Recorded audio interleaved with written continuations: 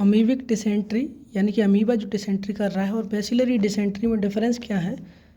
तो कुछ डिफरेंस हैं, जैसे कि हमें कुछ पैथोलॉजिकल डिफरेंस मिलेंगे अगर हम कोलोनोस्कोपी में देख रहे हैं तो ये, या फिर हमने जो है किसी पेशेंट की जो इंटेस्टाइन है, जीआईटी का पार्ट है, निकाल के देखा है, पैथोलॉजिकल हमें दिखेगा कुछ, वो चीज़ें देखते हैं। उसके बाद देखेंगे कि मैक्रोस्कोपिक यानी कि उसके जो स्टूल वगैरह है उसमें मैक्रोस्कोपिक फ़ीचर क्या है और माइक्रोस्कोपिक फ़ीचर क्या है। तो सबसे पहले अल्सर की बात करें तो अल्सर दोनों ही कॉज करेंगे, बट अमीबिक अल्सर जो है वो डीप है, जबकि बैसिलरी डिसेंट्री में सैलो अल्सर होते हैं। तो फ्लास्क शेप्ड अल्सर एक कैरेक्टरिस्टिक है अमीबिक डिसेंट्री का। मार्जिन की बात करें तो अमीबिक डिसेंट्री में रैग्ड और अंडरमाइंड मार्जिन होगा, बैसिलरी डिसेंट्री में यूनिफॉर्म मार्जिन होगा। म्यूकोसा जो है इंटरवेनिंग म्यूकोसा है, अमीबिक डिसेंट्री में नॉर्मल रहेगा, लेकिन बैसिलरी डिसेंट्री में इसका इन्फ्लेमेशन हो जाएगा, इन्फ्लेम्ड म्यूकोसा होगा।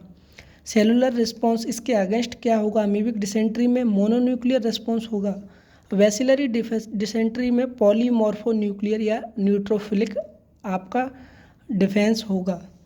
मैक्रोस्कोपिक फीचर क्या होंगे, जब एक पेशेंट स्टूल सैंपल लाएगा हमारे पास तो क्या देखने को मिलेगा, और उससे अगर हम कुछ पूछेंगे तो क्या क्या होगा। जैसे नंबर ऑफ मोशन, अगर हम उससे फ्रिक्वेंसी पूछेंगे मोशन की तो वो बताएगा कि 6 to 10 पर डे होता है अगर उसको अमीबिक डिसेंट्री है। बट अगर वो कह रहा है कि मोर देन 10 पर डेज हो रहा है तो बैसिलरी डिसेंट्री का केस हो सकता है। अमाउंट की बात करें यानी कि स्टूल का जो अमाउंट है उसकी बात करें तो कोपियस अमाउंट होता है अमीबिक डिसेंट्री में, जबकि बैसिलरी डिसेंट्री में स्मॉल क्वांटिटी होता है। ऑर्डर की बात करें तो अमीबिक डिसेंट्री में ऑफेंसिव ऑर्डर होगा, जबकि बैसिलरी डिसेंट्री में ऑर्डर लेस होगा स्टूल। कलर की बात करें तो अमीबिक डिसेंट्री में डार्क रेड कलर होगा स्टूल का, बैसिलरी डिसेंट्री में ब्राइट रेड कलर होगा। कंसिस्टेंसी की बात करें तो अमीबिक डिसेंट्री में जो स्टूल होगा वो कंटेनर से एडहेर नहीं होगा, चिपकेगा न, चिपकता नहीं है, और बैसिलरी डिसेंट्री में एडहेरेंट होता है कंटेनर से। और माइक्रोस्कोपिक फीचर देख लेते हैं, और यहाँ पर एक माइक्रोस्कोपिक में रिएक्शन अगर हम देखेंगे तो एसिडिक रिएक्शन आएगा स्टूल के साथ अमीबिक डिसेंट्री में, बैसिलरी डिसेंट्री में अल्कलाइन रिएक्शन आएगा। माइक्रोस्कोपिक फीचर अगर हम माइक्रोस्कोपी में देखेंगे तो पस सेल हमें देखने को मिलेंगी बैसिलरी डिसेंट्री में ज़्यादातर, फ्यू या ना के बराबर हम कह सकते हैं कि अमीबिक डिसेंट्री में मिले।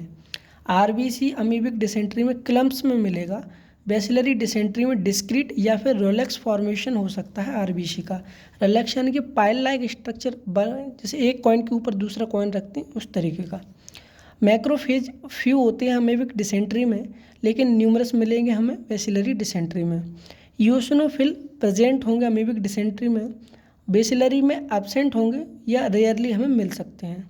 चारकोट लेडन क्रिस्टल, जैसा कि देखा था कि अमीबिक डिसेंट्री में हमें चारकोट लेडन क्रिस्टल देखने को मिलते हैं, बैसिलरी डिसेंट्री में ये एब्सेंट होते हैं।